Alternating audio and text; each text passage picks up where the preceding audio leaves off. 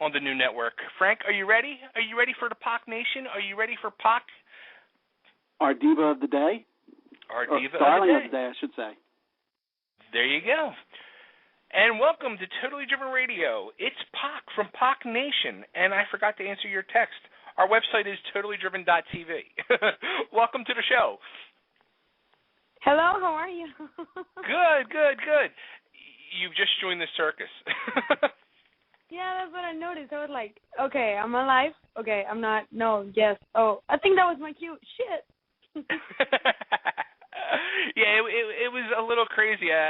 We're based out of Philly, and we had a couple Philly reality show people on previously, just before as you were listening, and you can tell like the Philly people are a little rambunctious. Yeah, I noticed, but they were fun.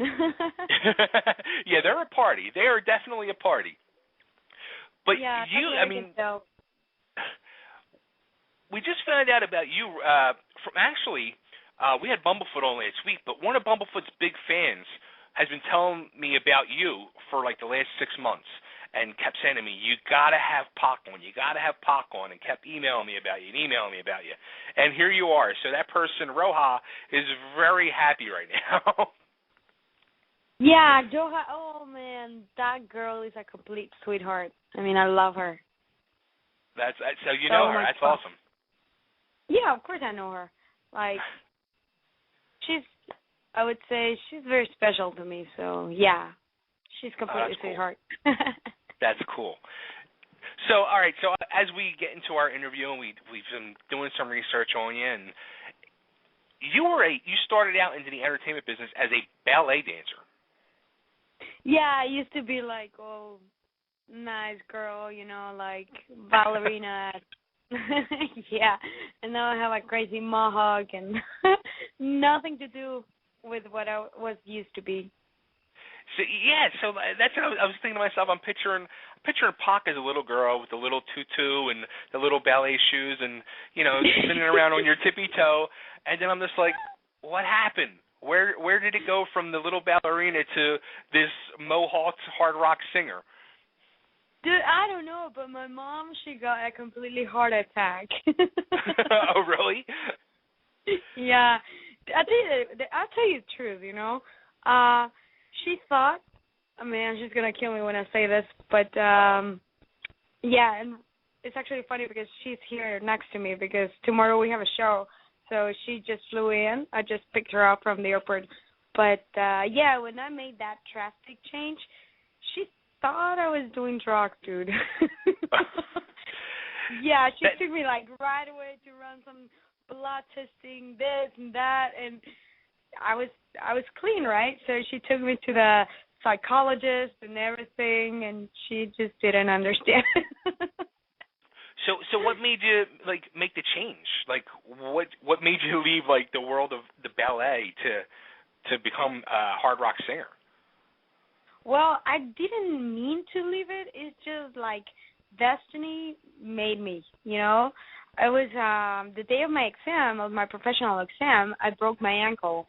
So kind of that just made a big change in my whole perspective of life and basically all the plans that I had. So, yeah, I couldn't do it anymore. I couldn't continue dancing, even though I don't know. At that time, that was all I had in my head. That was my passion right there.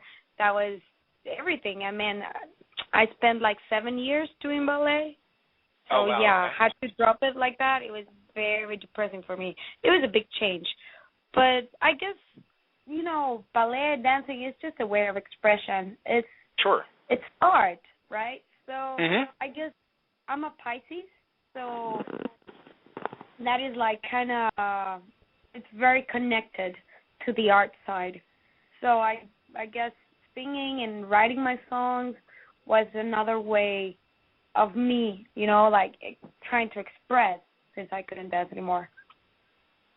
Do you ever think to yourself, what if I stayed doing ballet? I try not to because at some point it really did hurt me, the fact that everything that I had planned just disappeared, just vanished like that. Right. So I turned out to think about it, but every time, I don't know, every once in a while I'll be like, man, imagine right now I would be touring with the Royal Academy of Dancing or something like that, and I would be like the Black Swan or something like that. That's funny. Like, all right, there's probably only like a few million people listening right now, but do you ever, like, when you're home alone, like, in your bedroom or in your living room or in your kitchen, just start doing ballet moves just to reminisce? Dude, that's embarrassing, but yeah. Every once in a while, I'll take my ballet shoes, the, I don't know what's the word in English, but the ones that has the flat tip. Okay. And I would just play a little bit with them, and, I don't know. I used to like it a lot. But, yes, every time I have a chance, I'll try to do it and just remember, because I really loved it. And it was kind of good. I was a little bit good, I would say. So you sound like you're very proud of your ballet past, but you also, deep down, you kind of miss it, too, it sounds like. And I'm sure your mom does, too.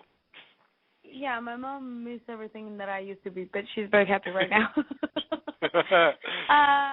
Yeah, you know what? I do miss it, but I don't regret anything.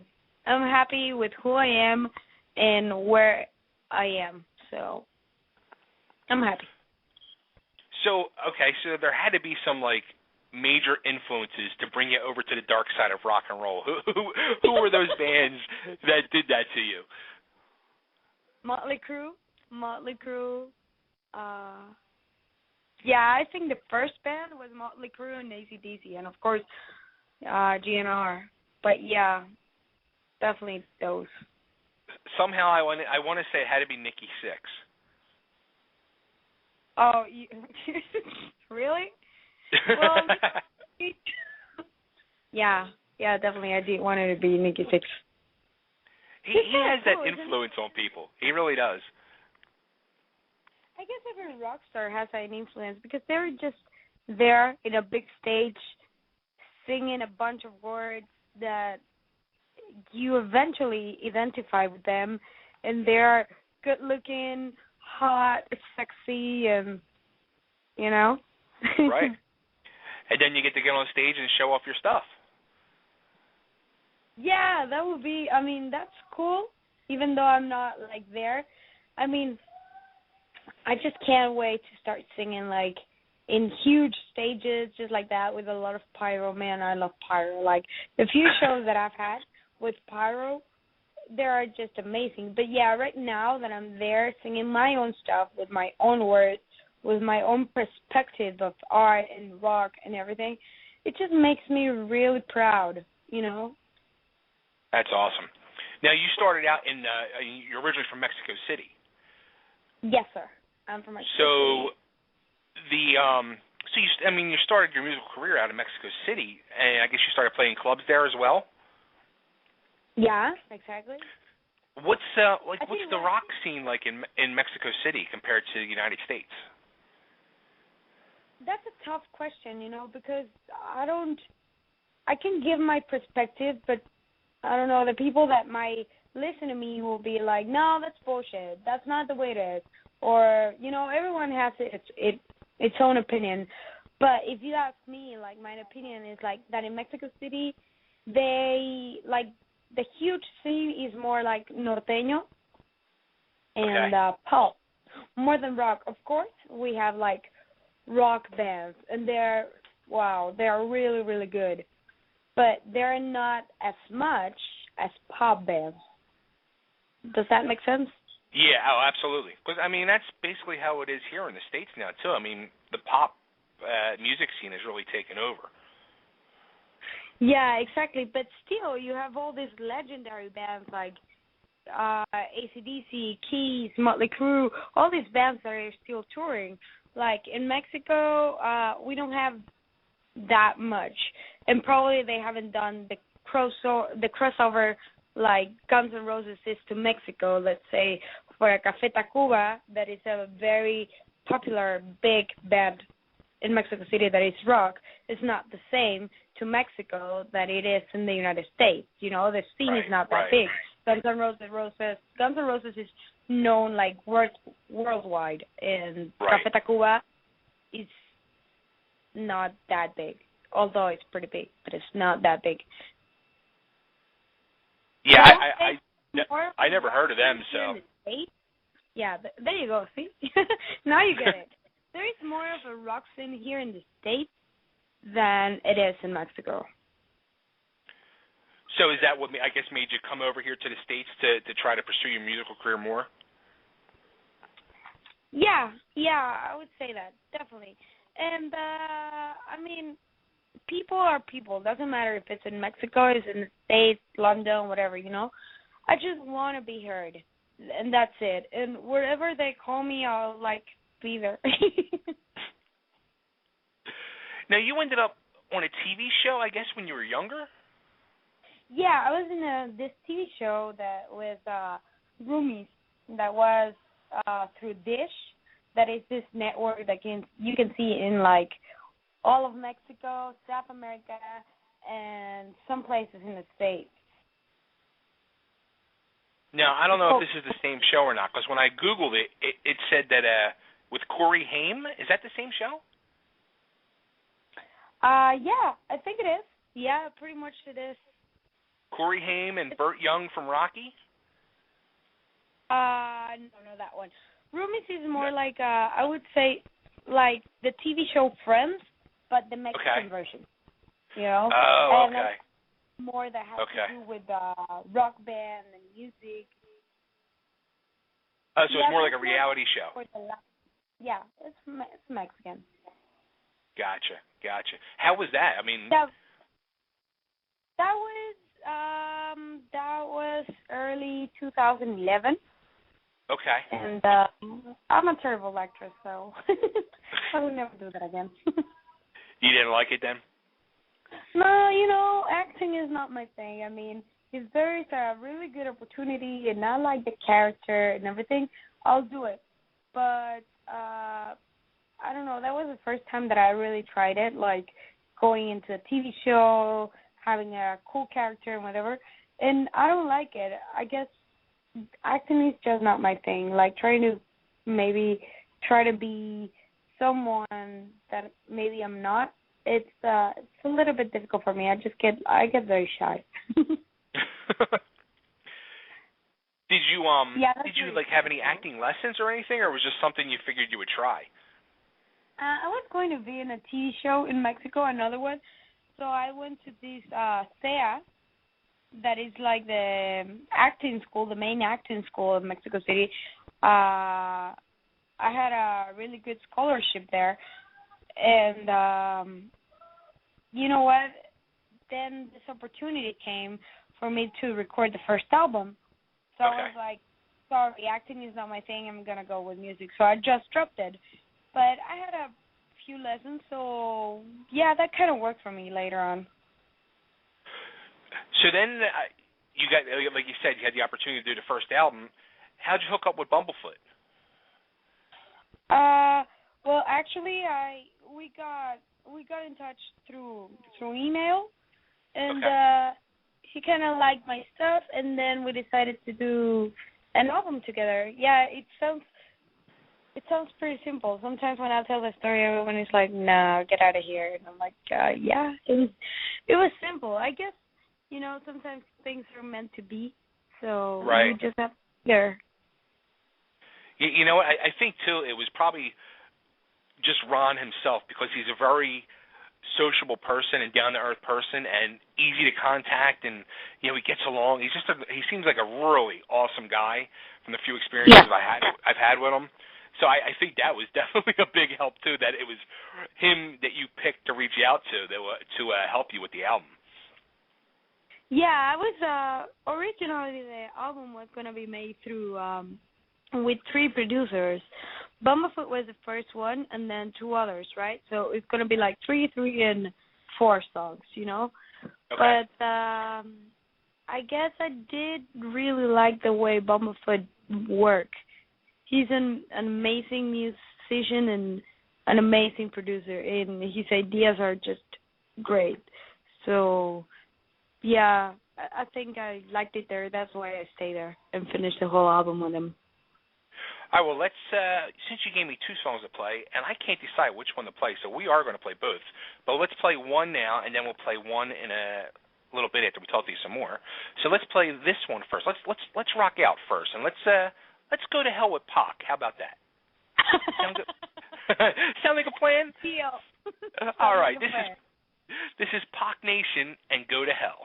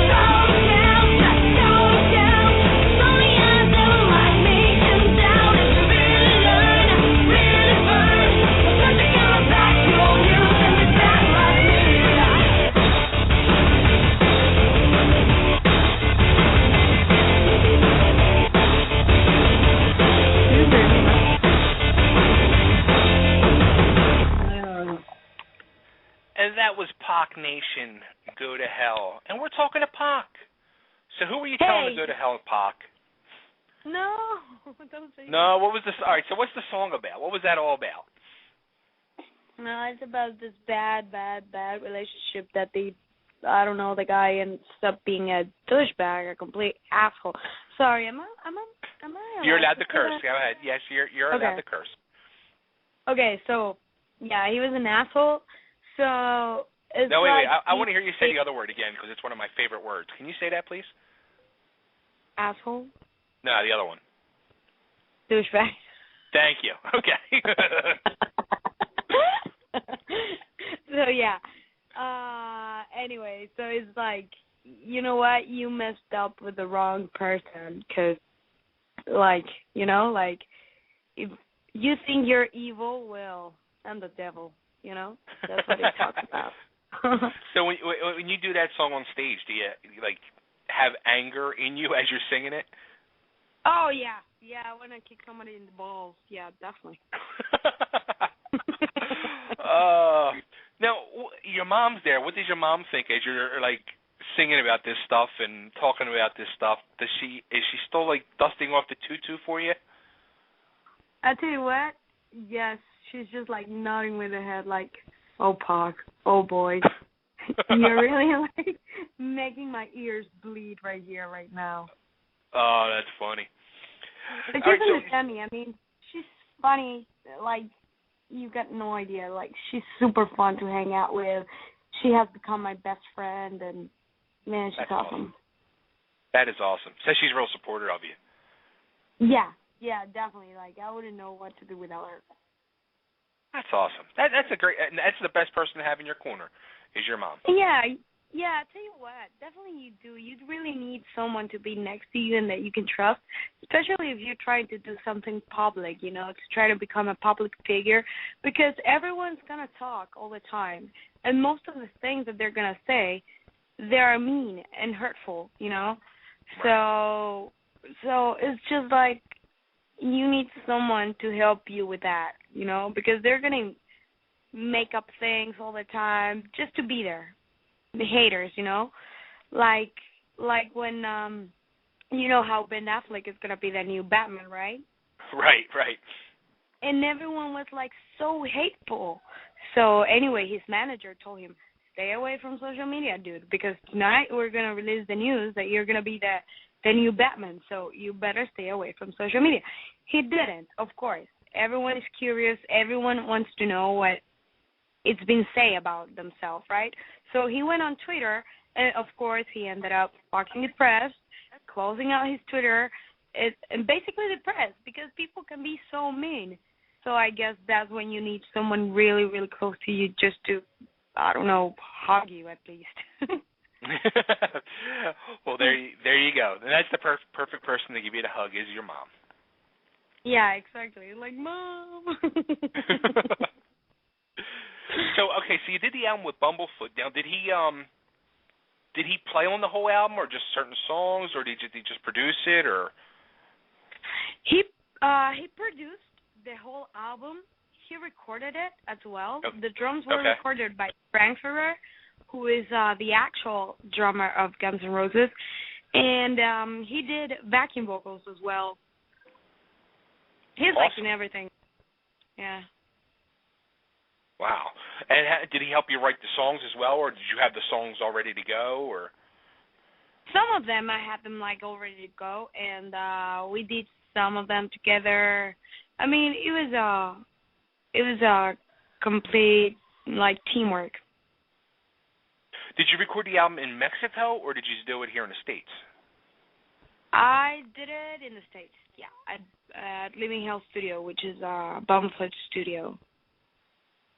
Oh, so you were up here in the East then, over in Jersey, I think, or in New York? Yeah. Oh, man, it was like Living Hell. That's why I put the name Living Hell, because, man, it was so hot. Like, you would go outside and, boom, you'd be all sweaty, you know. You'd be melting. And we don't get that type of weather in Mexico. In Mexico, we never get, like, too cold or too warm. It's just comfortable, you know. And here in the States, like, either it's too hot or too cold, and there's always something going on. Like in Mexico, I would say the Mexico City, the worst thing we have, earthquakes. We don't have hurricanes. We don't have tornadoes. We don't have heat waves. We don't have snows. We don't have anything like that. So it's pretty easy going. You come here to the States and you get it all. Yeah, definitely. I got scared. So you recorded some of your songs in Spanish and some in English. Now, did any of your fans, like your I guess like your original fans from Mexico, did any of them take offense to that, or? No, you know what? In Mexico City, most of the people are raised with both languages, you know, like in the school they'll teach you, so it's depending on you if you want to continue, like, learning English or not, and I decided to, and for me it has worked very well, as I told you, like, most of the bands in the States, they go to Mexico City, so most of the people can sing in English, or at least try, So Right. for me, singing in English it wasn't a bad idea. Besides, Bumblefoot doesn't speak Spanish, so we had to make it work somehow. Now, did you like record like a version of the whole album in Spanish and maybe a whole version in English, or any plans for that, or? No, actually, what I did, I recorded the album like 6 songs or so in Spanish, and the other couple of them in English. There is one called "Lie to Me" that I did it in Spanish and in English. Which actually, you sent that to me as well, and we're going to play that before we let you go. Which lovely song. I love that friggin' song. I was playing it all day in work today. I love it. Yeah, I know. I love it too. And you know what? My guitar player, Mac, he says it's one of the best. Because it's a ballad, but it's like power ballad, and oh man, it's awesome. Yeah, it's a great song. It really is. How about are you gonna be doing like any videos for any of your songs at all, or? We have a couple of them. It's just they haven't been released. We are like planning everything on the back. But yeah, we have a video actually that is on the web that you can look at. It's the one that we just did first. That is called Perfección Total. So if you Google it, just type like Perfección Total, POC, and boom, there you go. Boom, there you go. Are you making fun of me? No. Yeah, now, sure. You were lucky enough, you got to open some shows for Guns N' Roses. Yeah, I opened shows for Guns N' Roses, for Cinderella, Lita Ford, Queensryche, Accept, Dokken, Café Tacuba, and some others. But yeah, I've been doing the rock scene a little bit. So who was your favorite to open for so far? I guess Guns N' Roses. I don't know. Lita Ford, man, it was freaking cool. Lita Ford, she knows how to rock. Yeah, Lita's a legend. So, yeah, she's amazing. And you know what? Queensryche, the new singer of Queensryche, Todd. Yes. He's not bad at all. I mean, his vocals are just like boom, they blow up your mind. Yeah, it's scary how much he does sound like the original singer, Jeff Tate. Yeah, exactly. Some of the people there would say that he sounds even better. I don't know about that, but that he can sing, yes, he can sing.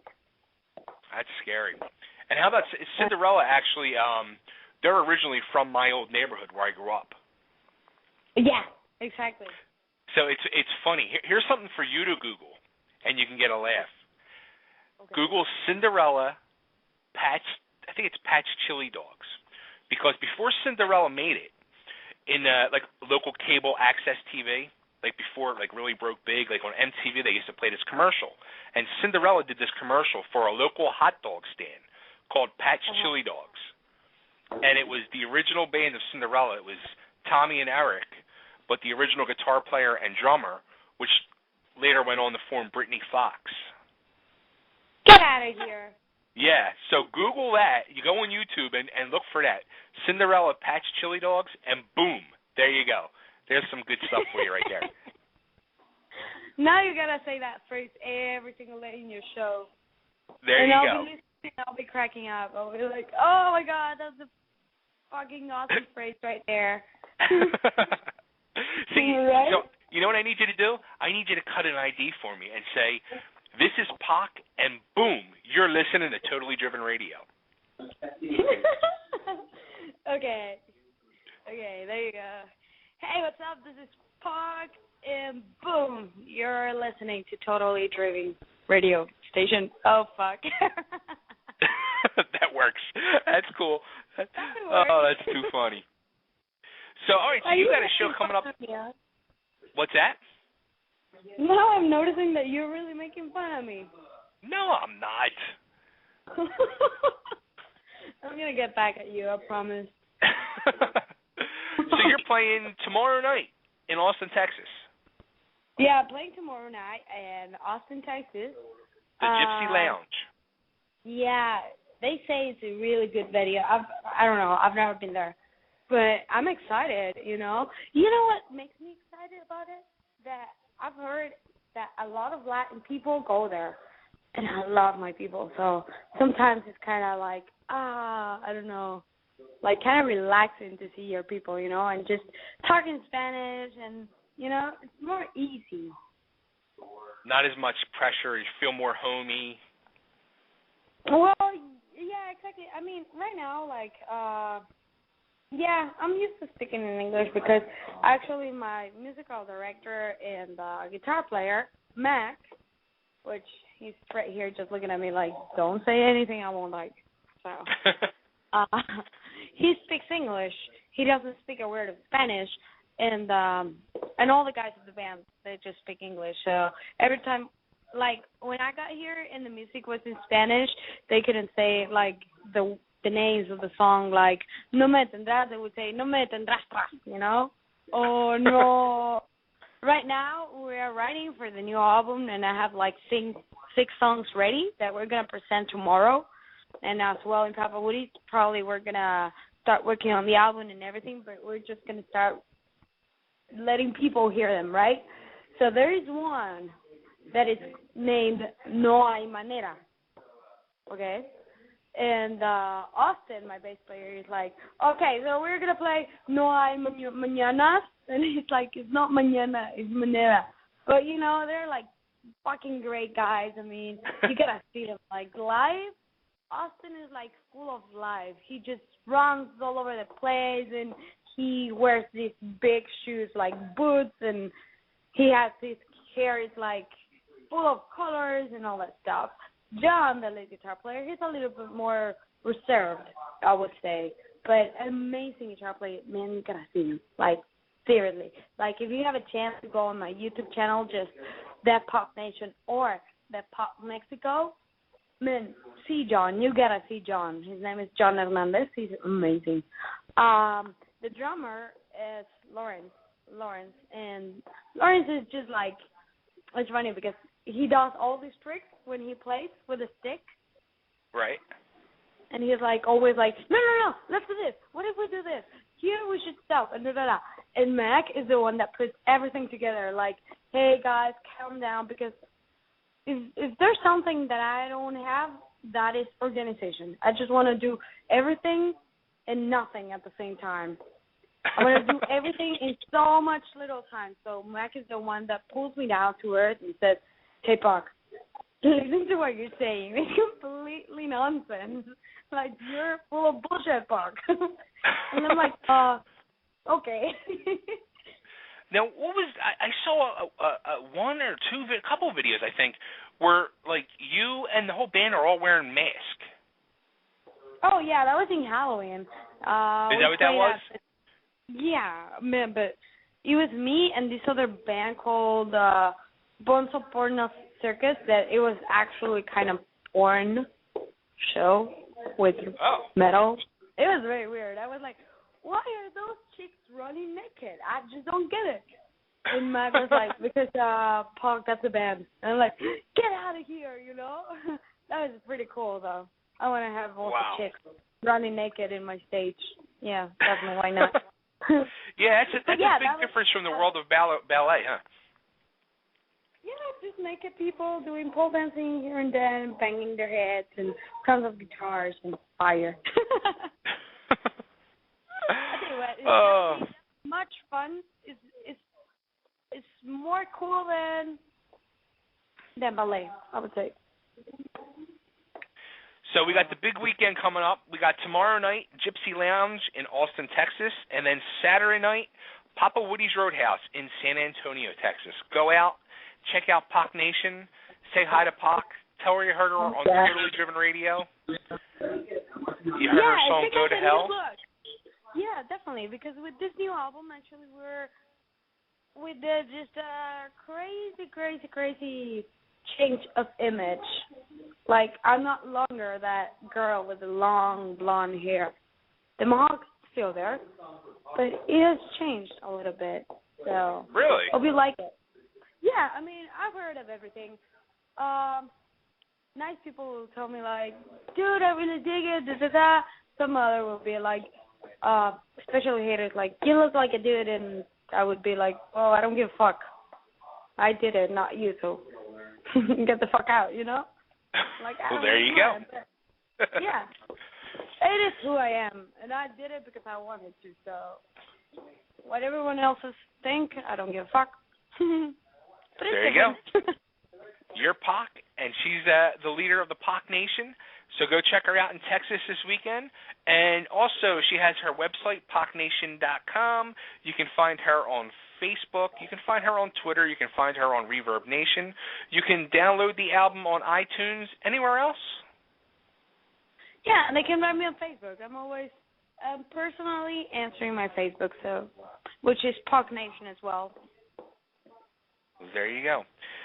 POC, thank you so much for being part of the show and hanging out, and have a great weekend of shows. Say hi to your mom for us and give her a hug for us.